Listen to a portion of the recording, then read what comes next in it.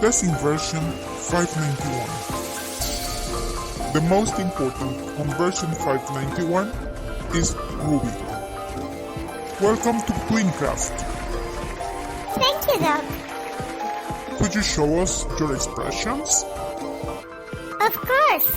This is my normal face. And this is my angry face. I don't know why the developers work so hard to make me angry. But of course, I have a happy face too. That's really good. My truck face! Oh, my sleepy face. I wish they would have made me a much happier person. Well, I love that attitude and that smile.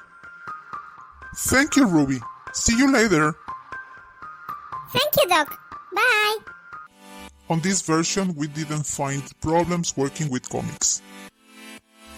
Reels without importing an audio works well. We noticed some lip sync problems though. Only half of the library sound effects is available, and half of the backgrounds are pretty useless. Another problem working with Reels is the position of play button.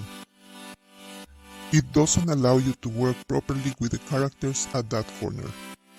Where is next? The only option that I found was to keep copying frames and editing them. I also have some problems working with the microphone. Background music hasn't been corrected.